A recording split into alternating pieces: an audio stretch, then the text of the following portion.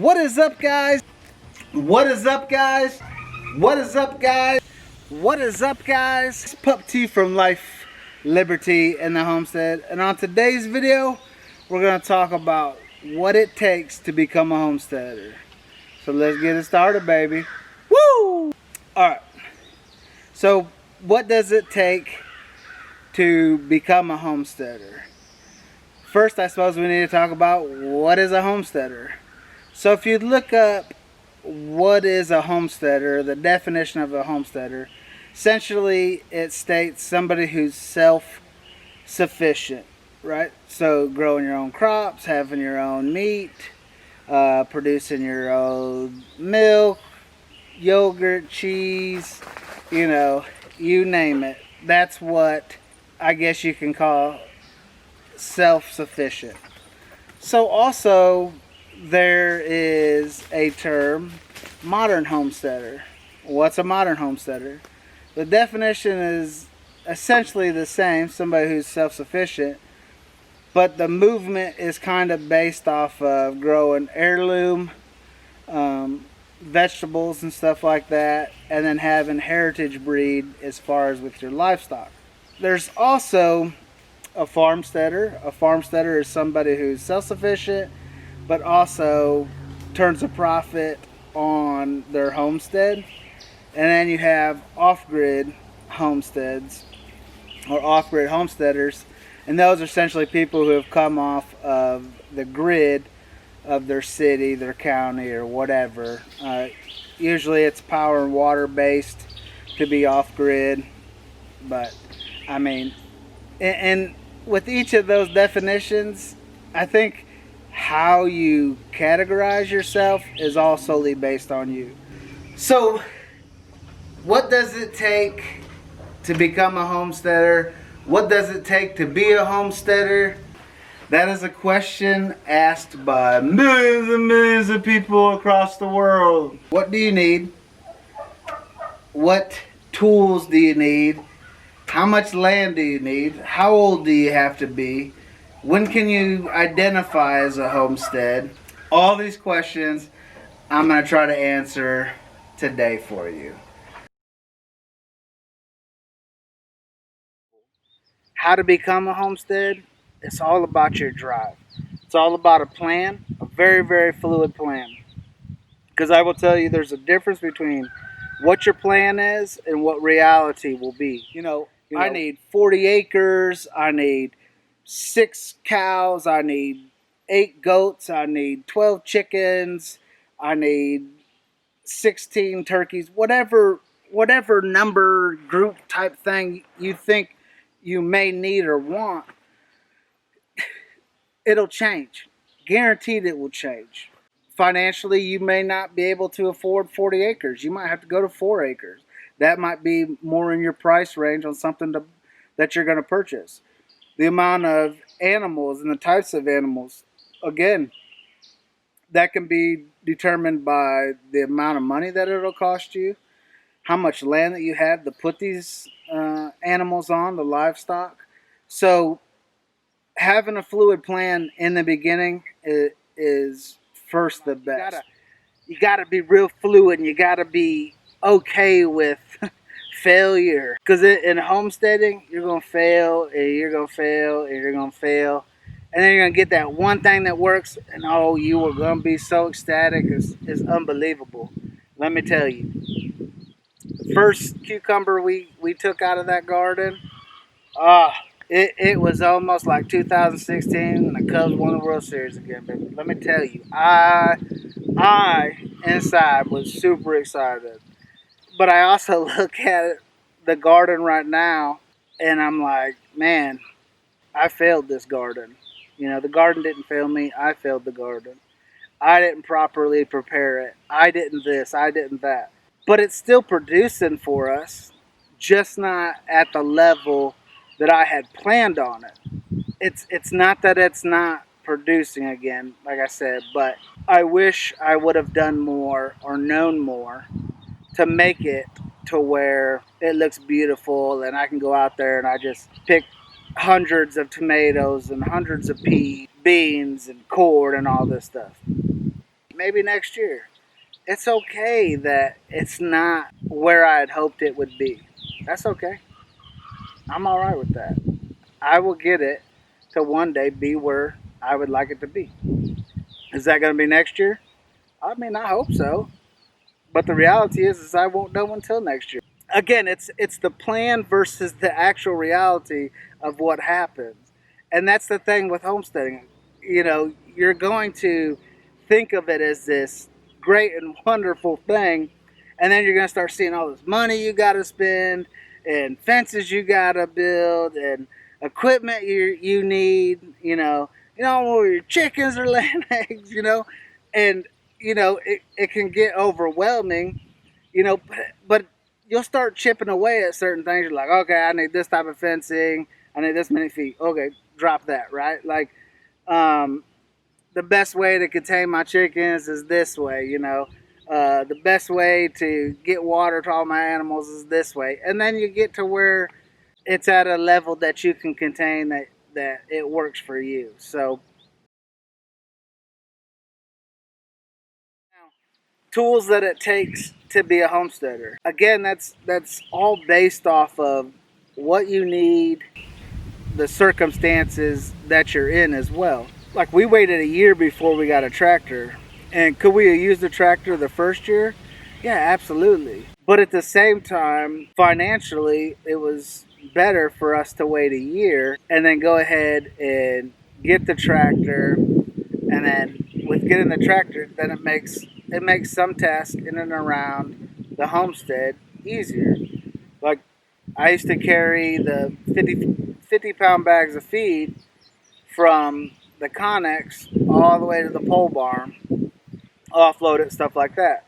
Now I can grab the tractor, load it into the bucket of the tractor, and then drive it to the pole barn, offload it. So the tractor has become a tool that we utilize, but it's not necessarily something we had to have. Same with the garden. You can get away with growing your garden with a hoe, a rake, a shovel, and a sprinkler. You don't need a tiller and all these other tools. Now, they're great. Don't get me wrong. Like, absolutely, if you have the means and the ability to have something to help you out, I would take full advantage of it. There's no reason to, break your back doing something if there is a way that you can do it that's more efficient. Let's tackle land.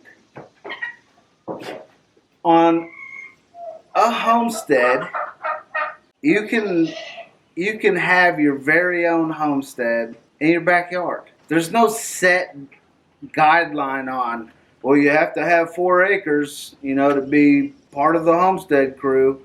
Now, if you want a homestead and you live in urban area or suburban America, and you have a 1/4 acre, half acre, maybe even an acre of land, and you want to homestead on it, and you want to be a homesteader, do it. You don't need 35 acres of land to consider yourself a homesteader. Is it nice to have more land? I don't know. It just depends on how you plan on utilizing it and all the work that comes along with having more land. The term is bigger is better. I would say on a homestead, that's not the case. It's your homestead. It's going to differ, but let's talk about a garden where you want to have vegetables. You may grow some fruits in the garden. Fruit trees.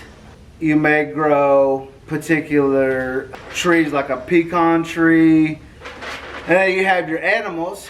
So you have meat producing animals, you have dairy producing animals, and then you might have, animals on your land that you harvest to eat as well. Wildlife, deer, turkey.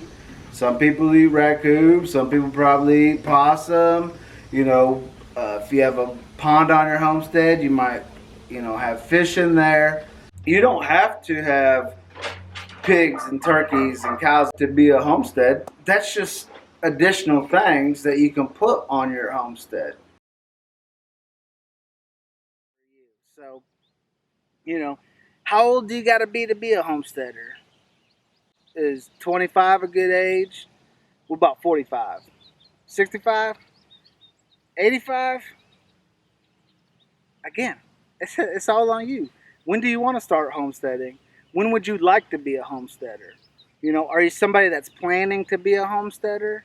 You know, trying to figure out what the steps are to being a homesteader?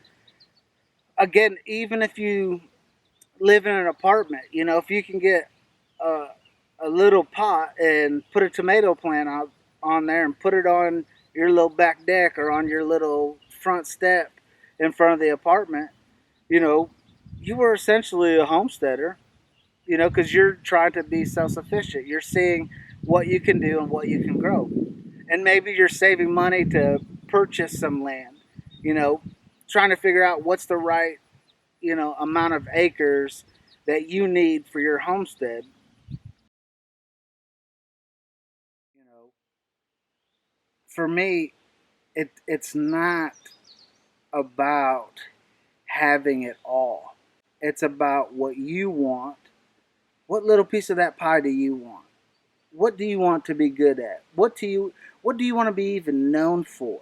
That you have the best sweet corn in this county, or this person's got the best pork in this county, or whatever it is. So that's what you're going to focus on.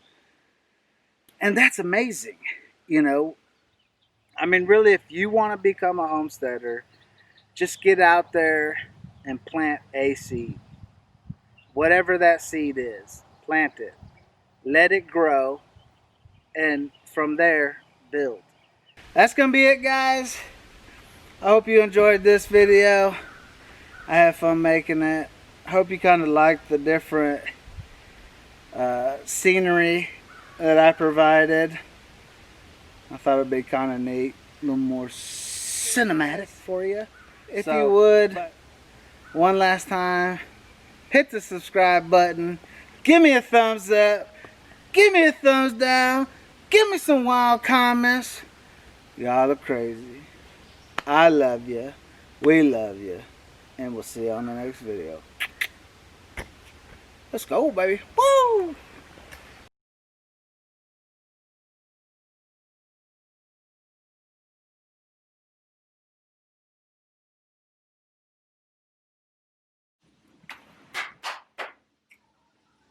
Peep, leave it alone.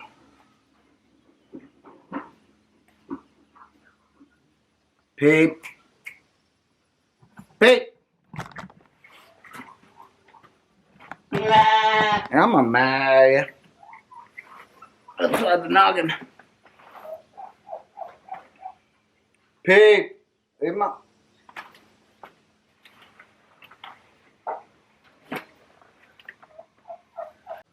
Come on, guys. Go. Go, go, go, go, go, go. So go into it with a set plan is not going to happen.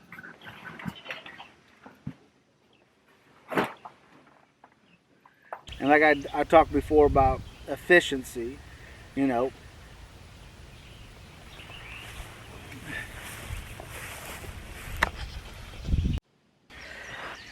What is up, guys? Pup T from Life, Liberty, and the Homestead. And on today's video, we're going to talk about what it becomes. And on today's video, we're going to talk about what it takes to be good